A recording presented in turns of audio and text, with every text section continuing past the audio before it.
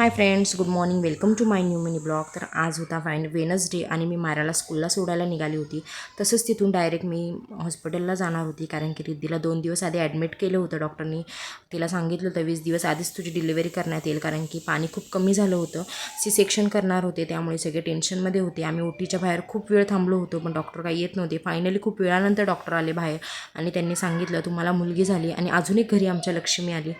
तर त्यानंतरला तिला म्हणजे सगळं सांगितलं, प्रिकॉशन काय आहे, काय ऑब्झर्वेशनसाठी ठेवलं होतं. 2 दिवसासाठी बाळाला काचत ठेवणार होते, त्यामुळे सगळे परत टेन्शनमध्ये गेले. बाळाला असं छानपैकी बघितलं. नंतर आम्ही रिद्धीला भेटण्यासाठी तरसत होतो. त्यानंतर रिद्धीला फायनली ओटीच्या बाहेर आणला, दुसऱ्या वॉर्डमध्ये शिफ्ट करणार होते.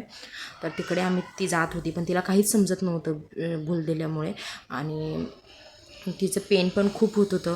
त्यानंतरला मम्मीला मी घरी पाठवलं आणि मी तिथे काही तासांसाठी थांबली होती. त्यानंतरला सगळं झालं, मम्मी वगैरे सगळं आवरून आली घरचं. त्यानंतर मी घरी गेली.